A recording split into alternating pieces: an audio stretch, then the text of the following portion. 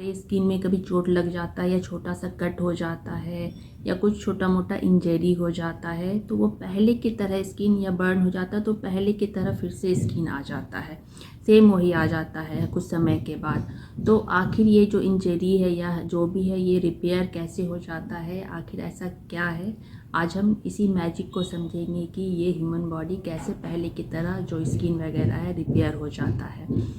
तो ये जो ह्यूमन बॉडी है इसका जो ऑर्गन सिस्टम है मेनली बहुत सारे ऑर्गन से मिलके बना है। तो ये जो ऑर्गन है ये किससे मिलके बना है, ऑर्गन यानी कि हमारा जो आइज़ हो गया, लीवर हो गया, हार्ट हो गया, इंटरनल आउटर जो भी ऑर्गन है वो किससे मिलके बना है, वो बना है टिश्यू से मिलके, बहुत सारे टिश्यू से मिलके। तो ये टिश्यू जो होते हैं मेनली 4 टाइप्स के होते हैं, जो एपिथेलियल टिश्यू होता है, दूसरा मसल्स टिश्यू, तीसरा कनेक्टिव टिश्यू और चौथा नर्वस टिश्यू। तो ये जो एपिथेलियल टिश्यू जो होता है वो पूरे ऑर्गन को कवर करता है, जैसे स्किन हो गया, फिर इंटरनल जो ऑर्गन्स वगैरह जो होते हैं हार्ट, लीवर्स, वो सब को कवर करने का काम करता है, मेनली ऊपरी लेयर का काम करता है और इंटरनल वाले बॉडी के इंटरनल लेयर को कवर करता है। तो इस तरह का जो होता है वो एपिथेलियल टिश्यू होता है। फिर दूसरा होता है कनेक्टिव टिश्यू जो होता है, उसमें जैसे बोन वगैरह है, स्केलेटन वगैरह है या फैट सब है। तो ये क्या है, ये जोड़ने का काम करता है ये टिश्यू, यानी कि जो स्किन है और मसल्स वगैरह सबको एक दूसरे से लिंक करने का काम करता है। और ये मसल्स टिश्यू जो है जैसे बोन्स वगैरह को कवर करता है, मसल्स बनाता है उसमें। तो इस तरह का काम मसल टिश्यू है और ये कनेक्टिव टिश्यू सबको जोड़ता है। और नर्वस टिश्यू जो हो गया वो ब्रेन में जो भी नर्व सेल्स वगैरह नर्व जो होते हैं वो नर्व टिश्यू, तो वो नर्वस टिश्यू में आ जाता है। तो इस तरह से टिश्यू बटा हुआ है। और ये टिश्यू जैसे एपिथेलियल टिश्यू है तो उसके बहुत सारे टाइप्स होते हैं। और इसी तरह कनेक्टिव टिश्यू में भी अलग अलग टाइप होते हैं, जैसे बोन हो गया, कार्टिलेज हो गया, फैट हो गया, तो इस तरह के अलग अलग टिश्यू होते हैं। और इसी तरह नर्वस टिश्यू में भी अलग अलग होते हैं, सब इस तरह से बहुत टाइप के टिश्यू होते हैं। तो ये टिश्यू कहाँ से आता है, तो ये टिश्यू जो होता है ये बहुत सारे सेल से मिलके बना होता है, यानी कि सेम टाइप के सेल से मिलकर एक टिश्यू का निर्माण होता है। फिर इसी तरह दूसरे टाइप का सेल्स जो होते हैं, सब सेल्स एक जैसे नहीं होते हैं, डिफरेंट टाइप्स के सेल्स होते हैं। ऐसा नहीं है कि एक ही टाइप का सेल है और ह्यूमन बॉडी उसी सेल से बन गया, नहीं, ये सेल डिफरेंट टाइप के होते हैं, अलग अलग फंक्शन होता है उनका। और एक टाइप का जो सेल होता है जिसका सेम फंक्शन होता है उससे एक टाइप का टिश्यू बनता है। और इस तरह से डिफरेंट टाइप के टिश्यू मिलकर ऑर्गन बनाते, एक कंप्लीट ऑर्गन बनाते, यानी कि सेम ही टाइप से। जैसे एपिथेलियल टिश्यू है तो इसमें क्या है, सब अलग अलग टाइप के सेल्स मिलके टिश्यू बना, और टिश्यू अलग अलग टिश्यू मिलके एक ऑर्गन जैसे कि एपिथेलियल टिश्यू बना। और एपिथेलियल टिश्यू से क्या हुआ, स्किन बना या बहुत सारा चीज़ उसमें बन गया। तो इस तरह से क्या हो गया, तो सेल से छोटा क्या होता है, सेल से छोटा कुछ नहीं होता, यानी कि ह्यूमन बॉडी का सबसे छोटा यूनिट जो होता है सेल होता है। तो पहले सेल के स्ट्रक्चर को समझते हैं कि ये सेल का स्ट्रक्चर क्या होता है। तो सेल जो होता है इसमें न्यूक्लियस होता है और साइटोप्लाज्म होता है और सेल मेम्ब्रेन होता है, सेल मेम्ब्रेन कवर करता है। जो साइटोप्लाज्म होता है उसमें बहुत सारे ऑर्गेनेल्स होते हैं अलग अलग टाइप के, जैसे कि माइटोकॉन्ड्रिया हो गया, लाइसोसोम हो गया, राइबोसोम हो गया, एंडोप्लाज्मिक रेटिकुलम हो गया, वैक्यूल्स हो गया। इस तरह से बहुत तरह के अलग अलग ऑर्गेनेल्स होते हैं और ये ऑर्गेनेल्स का अलग अलग काम होता है। जैसे माइटोकॉन्ड्रिया का क्या काम होता है, एनर्जी बनाने का काम होता है, एटीपी बनाने का काम होता है। फिर राइबोसोम का क्या काम होता है, ये प्रोटीन सिंथेसिस करने का काम होता है। तो इसी तरह हर ऑर्गेनेल्स का जो इसमें है वो उसका एक अलग काम फिक्स किया गया है और वो वही काम करता है। तो इस तरह से। और न्यूक्लियस में क्या होता है, न्यूक्लियस में क्रोमोसोम होता है और सेल मेम्ब्रेन जो है कि उस सेल को कवर करता है, स्ट्रक्चर देता है। तो क्या इस सेल से ये क्या रिपेयर हो जाता है, नहीं, ये सेल सिर्फ फंक्शन करने का काम करता है, सेल को ग्रोथ करने का काम करता है, सेल्स को मेंटेन करने का, ऑर्गन इससे मेंटेन होता है। तो सेल कहाँ से रिपेयर होता है? तो ये सेल जो होता है इससे ऊपर आता है सोमेटिक सेल्स।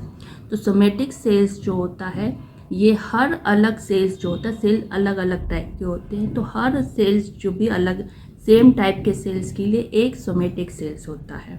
फिर इसी तरह जितनी भी अलग अलग सेल्स होते हैं, जैसे स्किन का है तो स्किन का एक सोमेटिक सेल्स होगा, बोन का एक सोमेटिक सेल्स होगा, ब्लड का टिश्यू है तो उसका एक सोमेटिक सेल्स होगा, न्यूरॉन्स है तो उसका एक सोमेटिक सेल्स। तो इस तरह से सबका सोमेटिक सेल्स बटा हुआ है। सोमेटिक सेल्स है, ये सोमेटिक सेल्स कहाँ से आया? तो ये जो सोमेटिक सेल्स है ये आया मेन स्टेम सेल से। ये स्टेम सेल ही है जो कि फाउंडेशन ऑफ सेल्स है। इसी स्टेम सेल से बहुत सारे सेल्स का ओरिजिनेट बना है, क्रिएट हुआ है, और उसी से बहुत सारे सेल्स बनते बनते टिश्यू बने हैं, और टिश्यू बनते बनते ऑर्गन बने, और ऑर्गन से क्या हुआ? ऑर्गन सिस्टम हुआ, ऑर्गेनिज्म रेडी हो गया। तो ये जो स्टेम सेल्स है तो ये जब ये जो ऑर्गेनिज्म जाइगोट फॉर्म में होता है तो उस समय क्या होता है? सिंगल सेल होता है। तो सिंगल सेल्स क्या होता है? वो स्टेम सेल होता है, और वो डिवीज़न कर करके 2 सेल होता है, फिर 4 सेल होता है, 4 सेल, फिर इस तरह से करते करते 16 सेल होता है। तो इस 16 सेल्स जब होता है तो वो हो जाता है, उसे मोरूला फेज बोलते हैं, और ये जो स्टेम सेल्स का टोटीपेटेंट फेज होता है। तो इस समय ये सब सेम ही रहता। उसके बाद जो होता है आता सेल डिवीज़न होता है, तो करते करते इसमें 100 सेल हो जाते हैं, और वो ब्लास्टोसिस्ट कहलाता है, और इस फेज को बोलते हैं स्टेम सेल्स का प्लूरीपोटेंट फेज। तो इसमें क्या होता है? इस फेज में बहुत सारे सेल्स बन जाते हैं, करीब 100 से ज़्यादा सेल्स हो जाते हैं। तो वो सेल क्या होता है? अपने अपने टाइप का, जो सेम टाइप का सेल्स होता है वो एक जगह होने लगता है, और सब इस तरह से जगह बंटने लगता है। तो इस तरह से यहाँ पे जो स्टेम सेल्स है ये 3 टाइप में बढ़ जाते हैं, जो कि इंडोडर्म, मेसोडर्म और एक्टोडर्म। तो इस तरह से बढ़ जाते हैं सेल, इस तरह में बढ़ गए। तो इसके बाद फिर जब और ग्रो होता है तब क्या होता है? ये स्टेम सेल्स का आ जाता है मल्टीपोटेंट। तो मल्टीपोटेंट ये जो होता है इसमें बहुत सारे सेल्स और बनने लगते हैं। तो इसमें स्टेम सेल्स का सब स्टेम सेल्स बन जाता है, यानी कि अब आ जाता है यहाँ पे सोमेटिक सेल्स, यानी कि यहाँ पे धीरे धीरे मसल सेल्स, फिर न्यूरॉन सेल्स में बट गया, फिर इस तरह से फैट सेल्स है, ब्लड सेल्स है। तो धीरे धीरे ये सब सेल्स बटने लगा। जैसे जैसे सेल ग्रो होते गए सोमेटिक सेल्स का संख्या बढ़ते चला गया, और स्टेम सेल्स के सब सेल्स हो गए। और ये जो प्लूरीपोटेंट स्टेम सेल्स होता है, यहीं से क्या होता है? सारे सेल्स का जो है ओरिजिन है, यहाँ से सारे सेल्स जो भी हैं वो मिल जाते हैं प्लूरीपोटेंट से। ये सारे सेल्स का ओरिजिन यहीं से होता है, प्लूरीपोटेंट से। जो और तो यहाँ से क्या हो गया? स्टेम सेल से क्या मिल गया हमें? सोमेटिक सेल्स हो गया, जो कि सोमेटिक सेल्स जो है स्टेम सेल्स का ही पार्ट है। दोनों का एक ही काम है, क्या है? सेम सेल्स का कॉपी करना।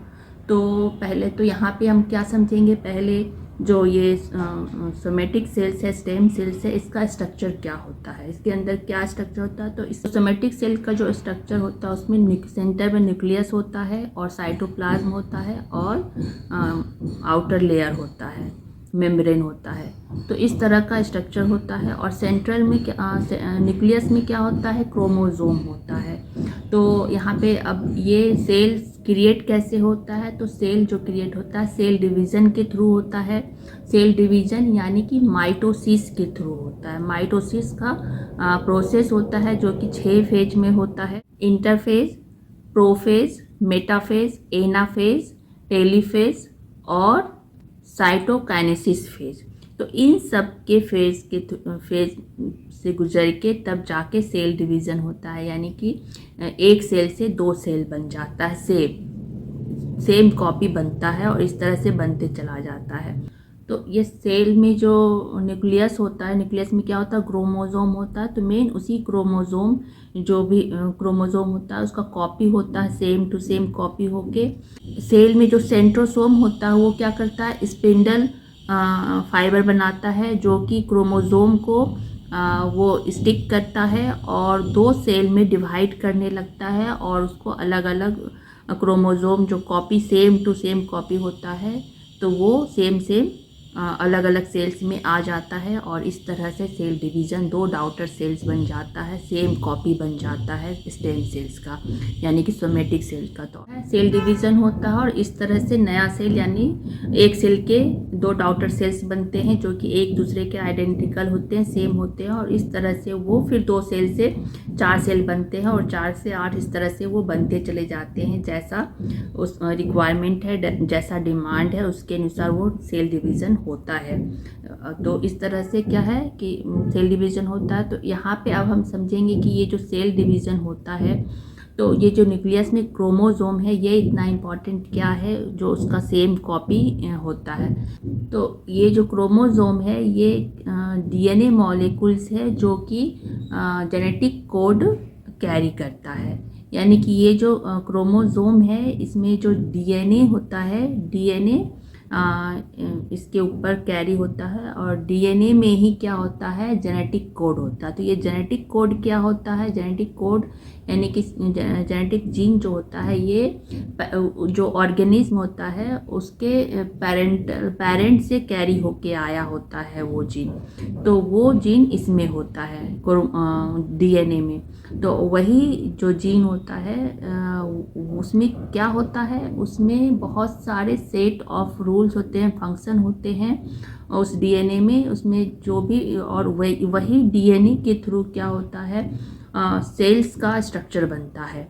सेल किस टाइप का बनेगा उसी डीएनए यानी क्रोमोज़ोम जो कैरी कर रहा होता है डीएनए, उसमें सारा सेट ऑफ रूल्स होता है कि इस सेल्स को क्या क्या फंक्शन करना है, यानी कि सेल को किस टाइप का स्कीम बनाना है, किस टाइप का फेस बनेगा, किस क्वालिटी का है, ये सारा जो है इस डीएनए में होता है, कोडेड होता है। और वो डीएनए कहाँ पे किसके थ्रू कैरी होता है, क्रोमोज़ोम के थ्रू कैरी होता है। तो ये जो क्रोमोज़ोम का जो नंबर होता है 46 होता है, जो कि पेयर में होते हैं, 23 पेयर में होते हैं जो कि न्यूक्लियस में होता है ये क्रोमोज़ोम, और हर क्रोमोज़ोम में डीएनए कैरी होता है।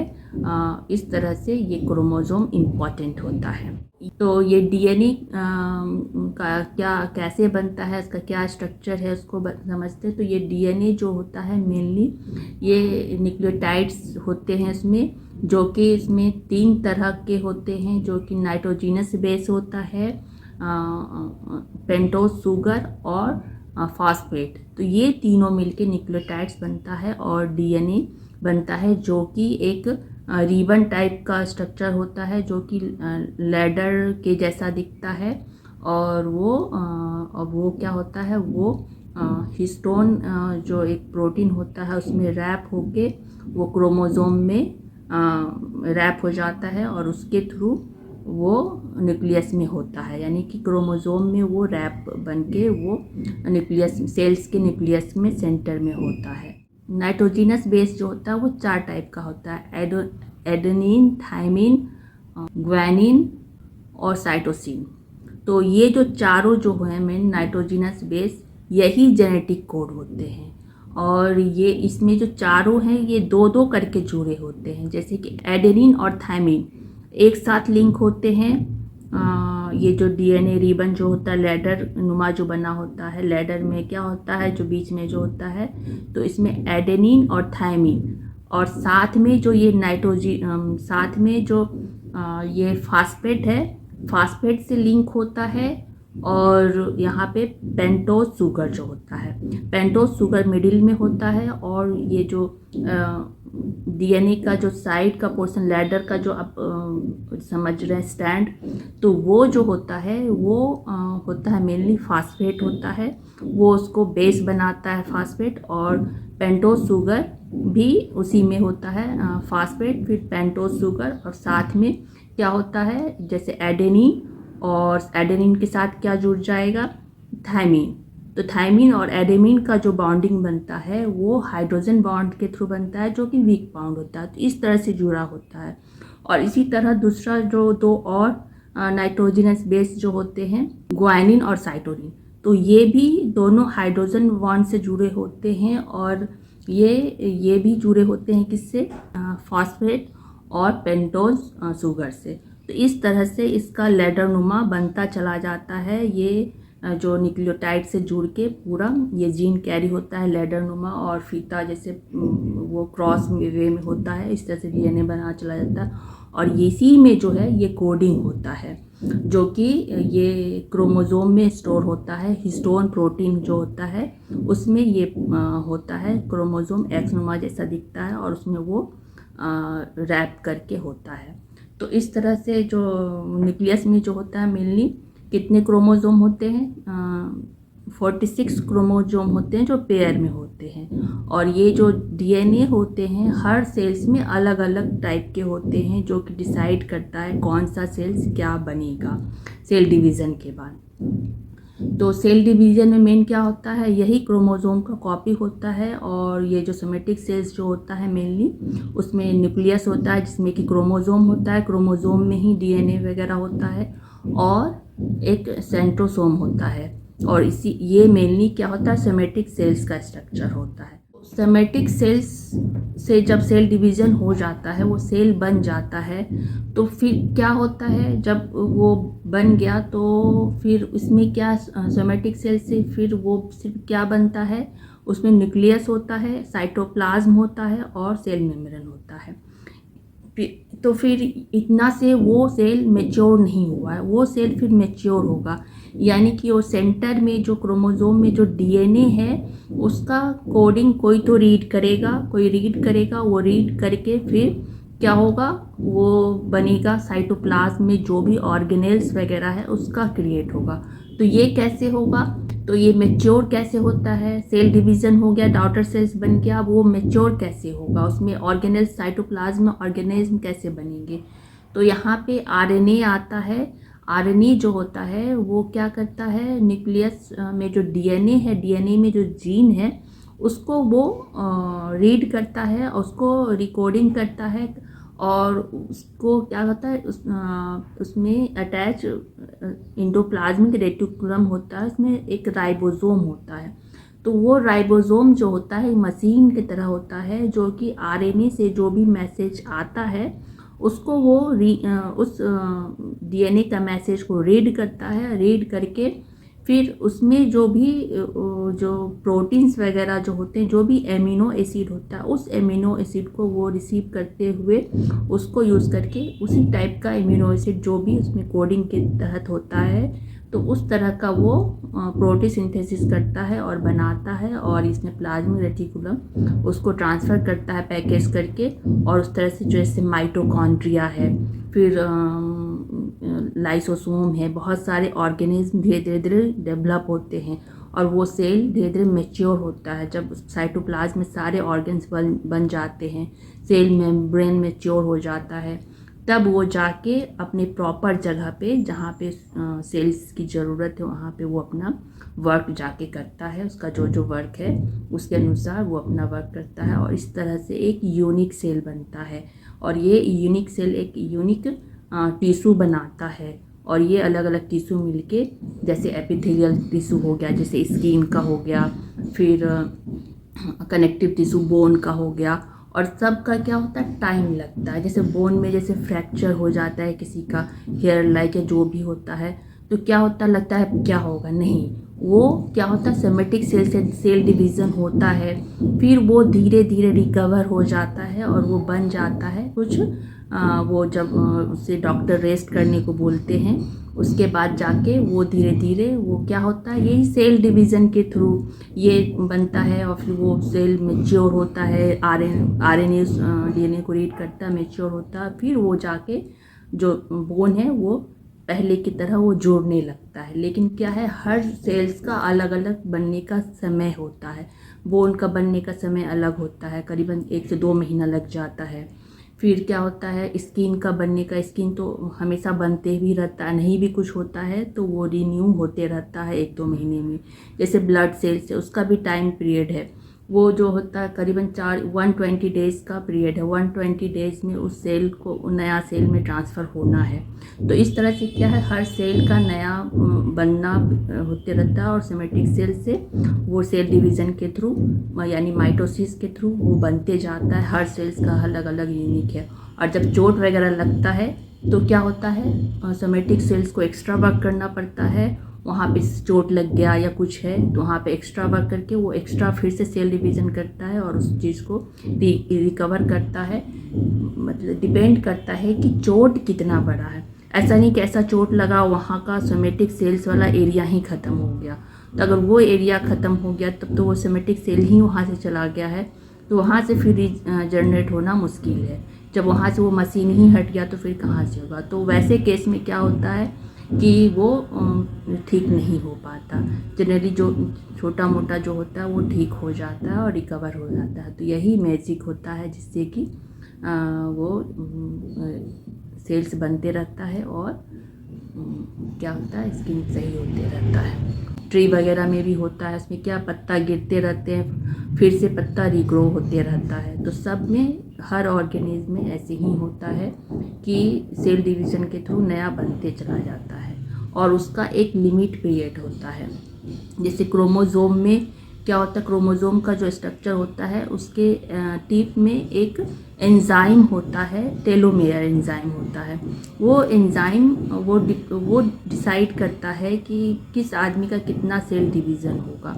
तो ये जो एंजाइम है, तो ये मेनली जितना ज़्यादा सेल डिवीज़न होगा उसके अनुसार वो जो एंजाइम है, टेलोमेयर है, यानी कि वो डिक्रीज़ होता चला जाता है। तो ऐसा नहीं है, वो सही अमाउंट में होता है वो, और उसको आप बढ़ा भी सकते हैं, घटा भी सकते हैं अपने खान पान, अपने जैसे कि एक गुड हैबिट से वो मेंटेन भी रहता है कि हमें कट वट हो जाता है तो वो क्या है, सेल बनते रहता है और सेल हमारा नया स्किन आते रहता है। और इसी तरह और भी जो ऑर्गेन्स है, जैसे कि लीवर है, लीवर में भी क्या है, उसमें भी क्या है, कुछ प्रॉब्लम होता है तो वो भी ग्रो होता है, वो फिर से पहले जैसा बन जाता है। तो कुछ ऐसे हैं जो कि नहीं बनते हैं, जैसे न्यूरॉन्स में है, न्यूरॉन सेल्स में कुछ ऐसे सेल्स हैं जो कि रिक्रिएट नहीं होते हैं। तो इस तरह से क्या है कि मेन जो है ये स्टेम सेल यानी सोमेटिक सेल्स के थ्रू ही नया सेल डिवीज़न होता है और नया सेल बनता है और जो भी इंजरी होता है वो ठीक हो जाता है। तो यही मैजिक है सेल्स का। सो धन्यवाद।